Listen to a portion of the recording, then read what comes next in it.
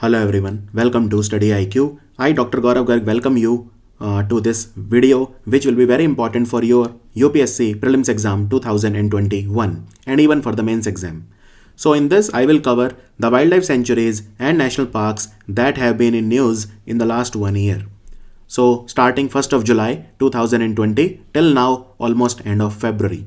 So in these 9 months, whichever are the wildlife sanctuaries and national parks we'll be covering in detail. So let's start the video.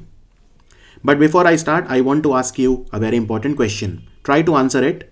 So which mobile app was launched, and the objective of launching this app is turtle conservation, and it was launched on the occasion of World Turtle Day, which we celebrate on 23rd of May. So which mobile app was launched? Dharma, Karma, M-Stripes or Kachua? Which of these four? Write down your answer in comments immediately. Okay, let's start. So we'll be starting with the Panna Biosphere Reserve. Now Panna is a national park, Panna is a tiger reserve, and Panna is also a biosphere reserve. It is located in the Panna district of Madhya Pradesh. Now you must have heard Panna district when you had studied the mines also, right? What type of mines are there in Panna? Have you heard of these mines called Mazgaon? Majgawan. Mazgaon mines are for diamond. So India's only diamond mine is in Panna district, right? In Madhya Pradesh. So Panna Biosphere Reserve has recently been added into the World Network of Biosphere Reserves by UNESCO. World Network of Biosphere Reserves. Okay, this is very, very important. And it has become the 12th Biosphere Reserve of India out of 18 that we have to be included in the World Network of Biosphere Reserve. Please note that Panna Biosphere Reserve was already a Biosphere Reserve. It has merely been added by UNESCO in the World Network. So there are 18 Biosphere Reserves in India, right? And Panna has become the 12th to be included into WNBR.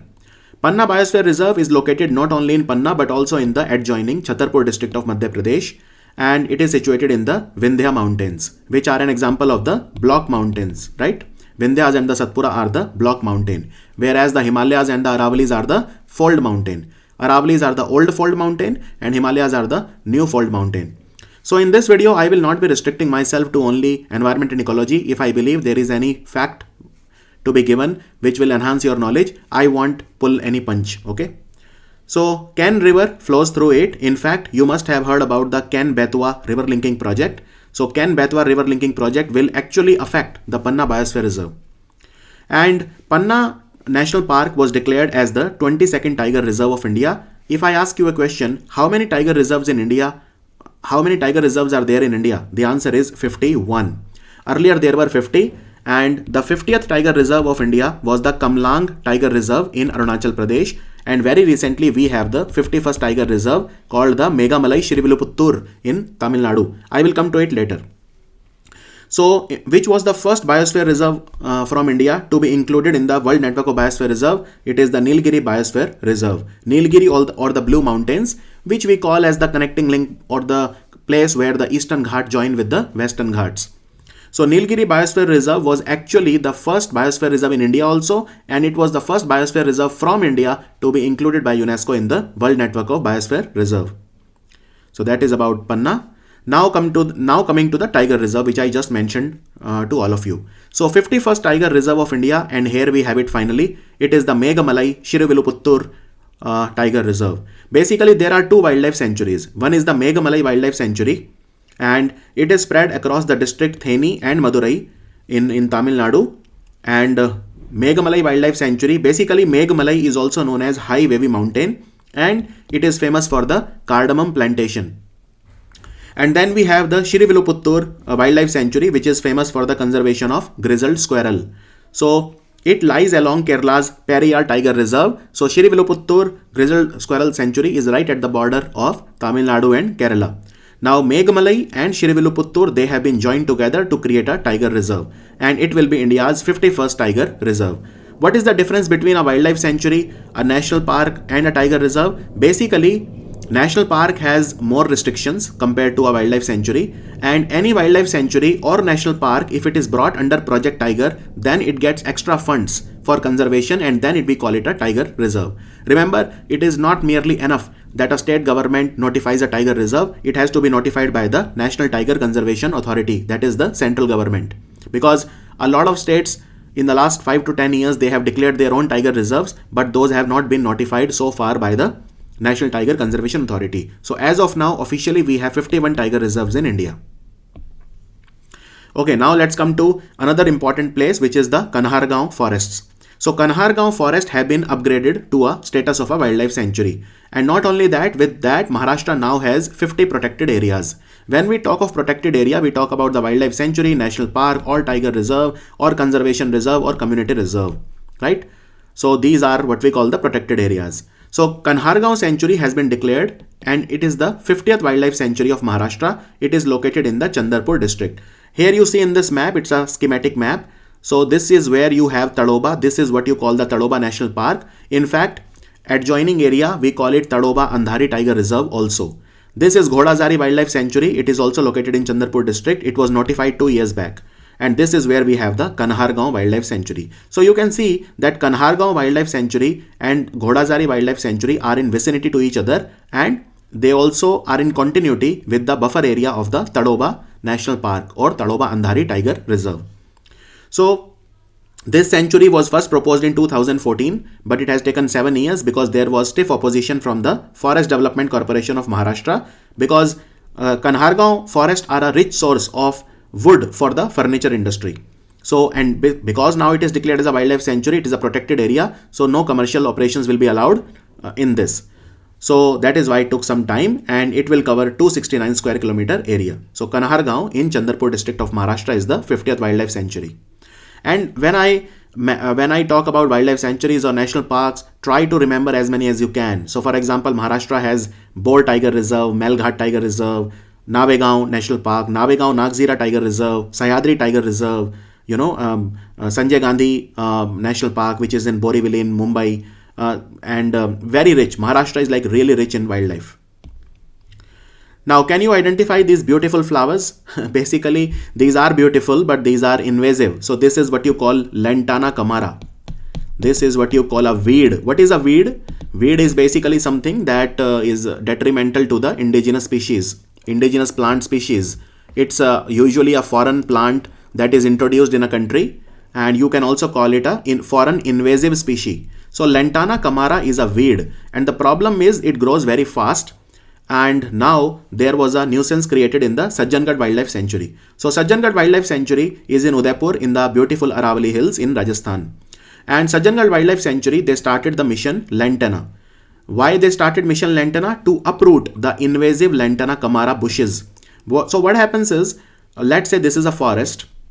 The entire forest cover will be taken over by Lantana camara. What that will do, it will stop the natural light and nutrition that will indirectly affect the indigenous flora and fauna. Flora is the plant and fauna is the animal. So how it will affect fauna? When there are not adequate flora to be eaten by the herbivore, then obviously the herbivores or the vegetarian animals will be affected.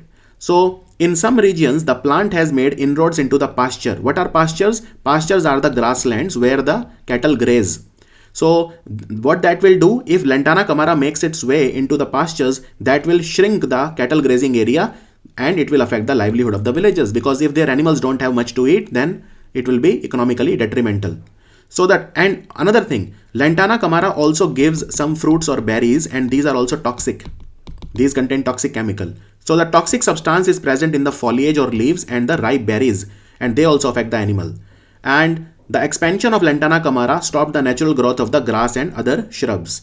And what happens is, when the herbivorous animals don't get sufficient food, that is the leaves of the plant, then the carnivorous animals are also affected, because they feed on the herbivores, right? Carnivorous animals eat herbivores. So the food chain gets disturbed. So that is why Mission Lantana was started by the government of Rajasthan to uproot the Lantana bushes from the Sajjangarh Wildlife Sanctuary. Moving on. Now in India, there are a lot of places where animal festivals are conducted. The one that comes to mind is the very beautiful Pulicat Lake. Pulicat Lake, where the Flamingo Bird Festival takes place in Andhra Pradesh. And taking clue from Andhra, because Pulicat, the Flamingo Festival is really, really popular. Not only it drives in tourists, but also it helps in the conservation efforts. So now lot of Indian states, I'm noticing that in the last 1 year, they have been organizing their own bird festival or animal festival. So two have been started recently. One is the Mahananda Sanctuary. You must have heard about the Mahananda corridor that connects the North Bengal with the South Bengal. Mahananda is basically name of a river that joins the Ganga river in West Bengal. And in West Bengal, Ganga river is known as Padma, as you might know it. So the first bird festival of West Bengal will be conducted at the Mahananda Sanctuary. It is taking place in February 2021. And it will be an opportunity for the wildlife enthusiast to explore the forest and watch different birds. Who is known as the Bird Man of India? Dr. Salim Ali. And you will find Dr. Salim Ali Bird Sanctuary. You will find Dr. Salim Ali National Park. So Dr. Salim Ali Bird Sanctuary is in Goa, and Dr. Salim Ali National Park is in Jammu and Kashmir. So he was a great ornithologist, also called as the Bird Man of India. So Mahananda Wildlife Sanctuary is located on the foothills of the Himalayas between the Teesta and the Mahananda River. Teesta River actually joins the Brahmaputra River, which in Bangladesh is known as the Jamuna. So it is a transboundary river, right? It goes from India to, it takes its origin from Sikkim, then it flows down to Bengal and goes to Bangladesh, where it joins the Brahmaputra, which is called as Jamuna in Bangladesh, and Mahananda joins the Ganga River, called as Padma in Bangladesh, right? So it is in Darjeeling district of West Bengal. Darjeeling, of course, we are talking about the North Bengal. And in Darjeeling, if you remember, you will also find the beautiful Singalila range, which has the Singalila National Park. You must have heard about Sandakphu, which is a trekking, very beautiful track in Darjeeling. If you get a chance, do the Sandakphu trek and you will be able to see the highest peak of West Bengal, which is Sandakphu. So it is in the Singalila range, and this is a part of the Middle Himalayas, right? Or the Lesser Himalayas as we call it. So clear, Mahananda Sanctuary? Okay, now let's come to Assam. In Assam, Dihing Patkai Wildlife Sanctuary is there, right? And it is located in Dibrugarh and Tinsukia district of Assam. And now it has been upgraded to a national park. Now one very important point to note here is that a wildlife sanctuary can be upgraded to a national park, but a national park cannot be downgraded to a wildlife sanctuary. This is also something that you need to remember. So Assam government has upgraded Dihing Patkai Wildlife Sanctuary to a national park, and there was a controversy also in the Dihing Patkai Wildlife Sanctuary because Coal India Limited was given the permission to carry out the coal mining here, which will adversely affect the wildlife sanctuary and the flora and fauna or the biodiversity. And in any case, Coal India has been doing illegal mining inside the forest for the last 16 years. And therefore, we needed to give it more protection, and we have finally upgraded it into a national park. Now, Assam has other national parks also, the Manas National Park, the Kaziranga National Park, the Dibru-Saikhov National Park. In fact, that reminds me that Dibru-Saikhov National Park was also in news in Assam because here Oil India Limited company was given the permission to drill oil. And in fact, there was a gas leakage from the Bagjan oil field, which is again very close to the Dibru-Saikhov National Park. So this can also be asked in the exam. Dibru-Saikhov National Park is where? It is in Assam. Now let's talk about Fansad Wildlife Sanctuary, which is in Raigad district of Maharashtra. And Indian gaur, this animal, and by the way, Indian gaur looks like a buffalo, but actually it is not. It is a different animal. Indian gaur, you can also call it bison. In some states they call it bison, in some states they call it gaur. And it is the state animal of Goa. It is also the state animal of Bihar. So I have put two photos here of Indian bison so that you can see and you can differentiate it from a buffalo. So Indian gaur is generally not seen in Maharashtra. It is seen in Goa somewhat, but it is also seen in Bihar. It is also seen in the northeast, like in Tripura, for example. But it was spotted for the first time in history in the Fansad Wildlife Sanctuary, which is in Raigad district of Maharashtra. Indian gaur is protected under Schedule 1 of the Wildlife Protection Act of 1972, which means it has been given the maximum protection. In the Wildlife Protection Act, there are 5 schedules. So when you go from Schedule 1 to Schedule 5, the protection level decreases. In fact, the animals in Schedule 5, you can kill actually those animals and you won't be punished, So they are known as vermin. Whenever animal needs to be killed, it is put in Schedule 5. Like for example, monkeys. Now monkeys in Himachal Pradesh are often killed by the government in thousands of numbers because they damage the crops of the farmer. So when their number increases beyond a point, they are killed, they are put in the Schedule 5 and they are called vermin. And the IUCN status for Indian gaur is vulnerable. IUCN, you know, International Union for Conservation of Nature. It is headquartered in a place known as Glonn, and which is in Switzerland. So it has a red data book where it categorizes animals into different classification like endangered, danger, you know, vulnerable, critically endangered, extinct in the wild, extinct depending on the nature of the threat or the severity of the threat that they face. And gaurs, 85% of the gaur are in India. Now let's move to another bird festival, this time Bihar, and it is Nagi Nakti Bird Sanctuary. Nagi Nakti, basically there is a Nagi Dam, there is a Nakti Dam. So both the dams put together are called as Nagi Nakti Bird Sanctuary. It's a bird area, and some other bird areas in Bihar are very important. For example, the Kusheshwar Asthan, which is in Darbhanga district, is asked in exam often. In fact, that also reminds me, there is one more. Yeah, there is this Kanwar Lake in Begusarai district, which was recently declared as a Ramsar site. In fact, India has 5 new Ramsar sites. There was the Asan Conservation Reserve in Uttarakhand. There was this Lonar Lake in Buldhana district of Maharashtra. There was this Kanwar Lake in Begusarai in Bihar. There was the Sokar Lake in Ladakh, right? And there was one more. There was the Kitham Lake in Agra in UP. These are the 5 new Ramsar sites in India, taking their number all the way to 42. So Nagi Nakti Bird Sanctuary is in Jamui district of Bihar. Jamui district, which means I'm talking about southeast Bihar. And it's right at the border with Jharkhand, Jamui district. And here a bird festival was organized called Kalrav, right? Kalrav. And in fact, there was a migratory bird festival which was also organized in Bihar recently at other place in Bhagalpur district. You know, Bhagalpur is located on the bank of the Ganga river. And in Bhagalpur district, we have the Vikramshila Gangetic Dolphin Sanctuary. In fact, Vikramshila Gangetic Dolphin Sanctuary is the only Gangetic Dolphin Sanctuary in India. It is on the bank of river Ganga in Bhagalpur district of Bihar. Now let's talk about Pilibhit Tiger Reserve of UP.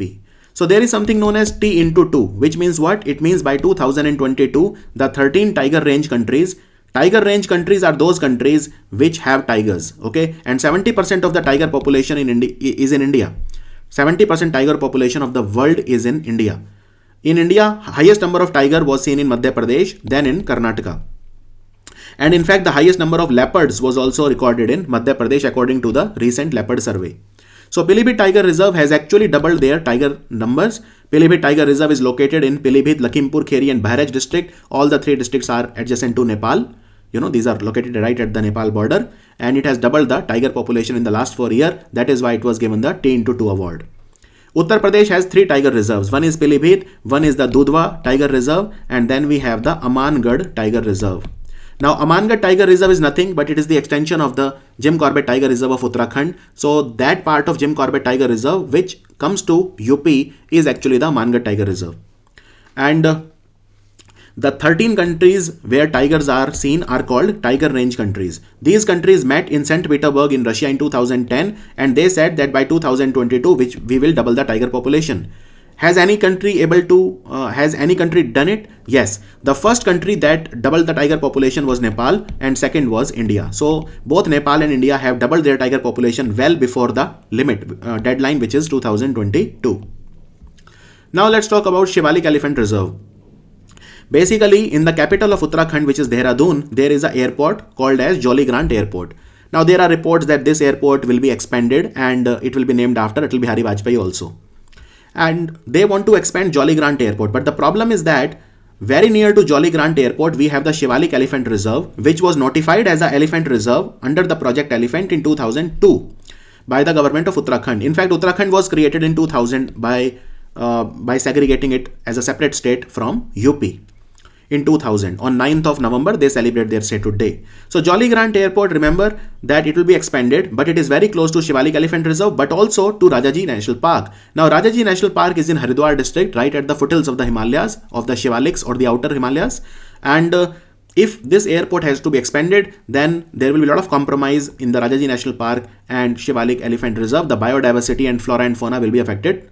And therefore, Uttarakhand High Court has put a stay on the expansion of the Jolly Grant Airport. Now, very interestingly, Uttarakhand government recently what they said that we will denotify Shivalik Elephant Reserve, which means that it will no longer be Elephant Reserve and therefore we will be able to expand the airport. But Uttarakhand High Court has put a stay on that decision of the government. So it remains as an Elephant Reserve as of now. Now let's talk about another national park that has been created in Assam. Remember, it is a brand new national park in Assam. It is known as Raimona National Park, and it is in a very sensitive area of Kokrajhar. You know that Kokrajhar is the headquarter for the proposed Bodoland.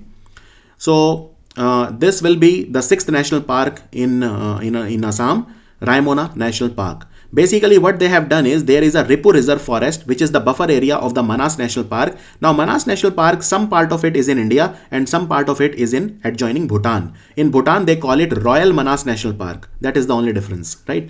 So, in Manas National Park in Assam, there is a reserve area, Ripu Reserve Forest, and that will be upgraded to a national park. And this area, the Ripu forest area, along with the Chirang Reserve Forest, which is adjoining area, is famous for the conservation of golden langur. Now you recall that in Assam there was a wildlife sanctuary created few years back called Chakrashila Wildlife Sanctuary, and the purpose of creating a Chakrashila Wildlife Sanctuary was to conserve golden langur animal. So do remember it. Now let's come to the Tilari Conservation Reserve. Look at the diagram of Maharashtra. Let's come to the coastal Maharashtra. So in coastal Maharashtra, we have the Sindhudurg district, which is right at the border. So in Sindhudurg district, which is in South Maharashtra, right at the border with Goa and Karnataka, there is a new conservation reserve that has been created called Tilari Conservation Reserve. Now, what is the difference between a conservation reserve and a community reserve? Do you have any idea? So basically, a community reserve is when some part of the reserve is privately owned, and a community reserve is where, right? Community reserve is where part of it is privately owned, and conservation reserve is when it is completely owned by the government. Okay. So when it is owned by a community, it is a community reserve. That is, some part of it will be owned by the community. But if it is owned completely by the government of India, then it is called a conservation reserve. So Tilari Conservation Reserve is nothing but it is Tilari forest, which are, you can see in this diagram. And this is the part I'm talking about, which the South Maharashtra. This is the Tilari Conservation Reserve, and you can see it is having a border with Goa, but also with Karnataka. So it is connected to the Mahadei Wildlife Sanctuary of Goa and Bhimgad Wildlife Sanctuary of Karnataka. Right. So this is the latest conservation reserve of Maharashtra, Tilari Conservation Reserve. Now let's talk about Rajaji National Park, which is very important. Rajaji National Park was also declared as a tiger reserve. In fact, Uttarakhand has only 2 tiger reserves. Okay, Uttarakhand has a lot of wildlife sanctuaries like Ascot, Binsar, Govind Pashu Vihar, and even the Nandhaur and the Nanda Devi Wildlife Sanctuary. But there are only 2 tiger reserves in Uttarakhand. One is Jim Corbett and one is the Rajaji Tiger Reserve. So Rajaji Tiger Reserve is in Haridwar along the foothills of the Shivaliks. And this was in news because there was a clash between the Van Gujjar and the local police. Now Van Gujjar, they are the tribal community which stay inside the Rajaji National Park. And Rajaji National Park is named after C. Rajgopalachari, who was fondly called as Rajaji. In fact, Gandhiji used to call him his conscience keeper. That is for another day. So it was declared a tiger reserve in 2015. And Van Gujjar are the people, they rear buffaloes, they are cattle rearers, and they stay inside the protected area of Rajaji National Park. Their livelihood and subsistence depend primarily on their cattle. And what they do is, during the summers, they go high up in the Himalayas to the Bugyals. Bugyals are the grasslands in Uttarakhand, and then during the winters they come down to the much warmer areas. Now let's come to the last protected area that was in news. So Karnataka has created a brand new sanctuary only for the conservation of Indian grey wolf. So this is Indian grey wolf. So grey wolf is known as Canis lupus and the Indian variety is known as Canis lupus pallipus. Okay, and there have been various efforts in India because Indian grey wolf is facing severe danger. A lot of times they attack people and they retaliatory killings, right? Habitat degradation, pollution, all of these are threats to the Indian grey wolf. And there have been a lot of attempts. So for example, there is something known as Mahua Danar Wolf Sanctuary, which is at the border of Jharkhand and Chhattisgarh, but it has been degraded by the bauxite mining in that area. Similarly, in Karnataka, also there was a Melkote Temple Wildlife Sanctuary that was created for conserving Indian grey wolf. That didn't work. Now they have created a brand new sanctuary only for the Indian grey wolf, which is known as Bankapur Wolf Sanctuary. And Bankapur Wolf Sanctuary is in the district of Koppal. This Koppal district is in the Hyderabad Karnataka region, which we now call as Kalyan Karnataka region. It is one of the most backward areas of Karnataka. The Hyderabad Karnataka region, which is now called Kalyan Karnataka. And why is Koppal famous? So Koppal is famous for the toys. In fact, let me tell you that India's first toy manufacturing cluster will be set up in Koppal district, right? Any other place in Karnataka that is famous for the toys? So there is a toys known as the Channapatna toys of Karnataka, and these are from the Ramnagar district of Karnataka. These are also very popular. So these were the wildlife sanctuaries and national parks in news from 1st of July 2020 to now end of February. And in the next 3 months before your exam, UPSC exam, if there are more, then I will definitely cover in a separate video. So if you like this video, give me a thumbs up. And this is a completely free video. Study IQ believes in free education, but we also believe that you also support us in some way. So if you want to support us, please do share this video with your friends. A strong word of mouth always helps.